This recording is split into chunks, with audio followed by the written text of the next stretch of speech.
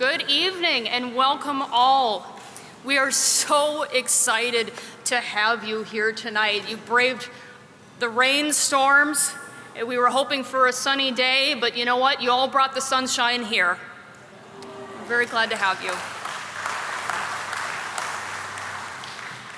Before I begin, I would like to acknowledge some individuals who made this event possible.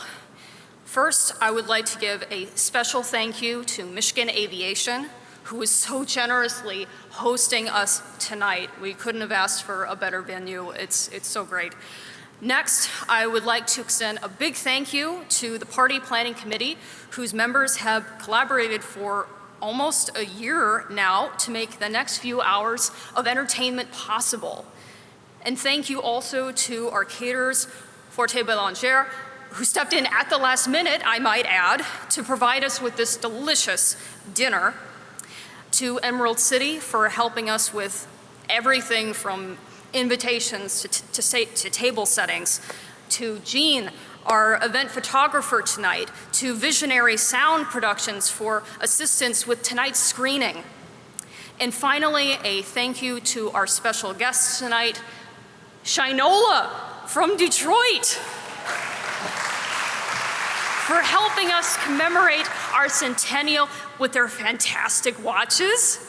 And lastly, to Keith Famey and his team, who have worked so hard to preserve our story in film that you are about to enjoy. We are honored to have you here. People have asked me recently, what's it like to be part of a company, a family-owned one at that, which is celebrating 100 years of business? Well, it is not such an easy question to answer. After all, 100 years is hard to wrap your head around, especially when you've only lived for a quarter of that time.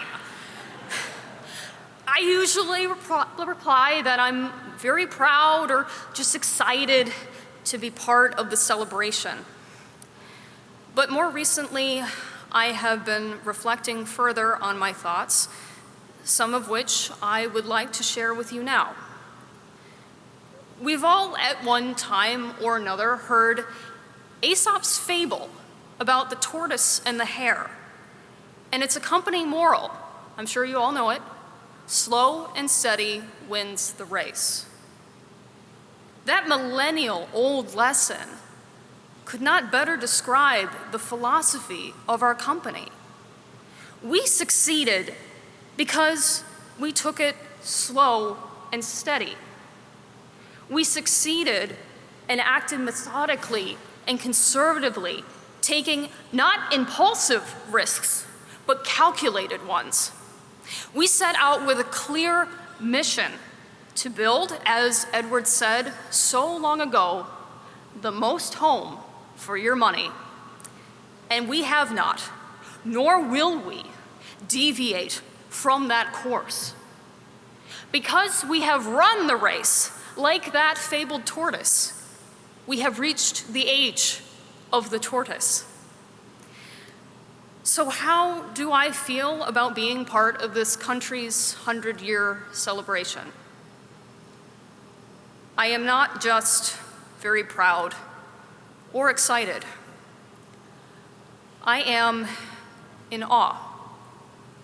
I know that sounds dramatic, but I am in awe. I am in awe of my great-grandfather, Edward, whom I never met, who despite a childhood of poverty and hardship, rose to become a prominent businessman.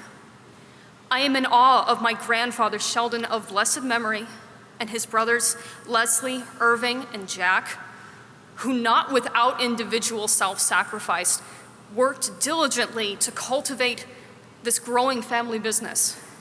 In awe of my father, who took on the leadership role like Sheldon before him.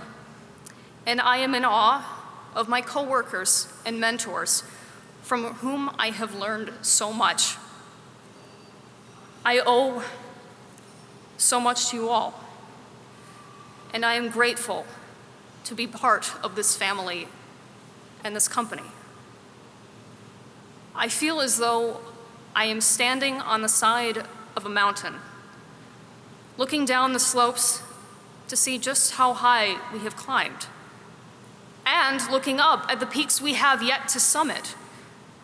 We've come a long way, and we still have a long way to go. But I know we'll get there, just as we always have, by going slow and steady. And now, I would like to ask my father, Warren Brose, to come to the podium to say a few words.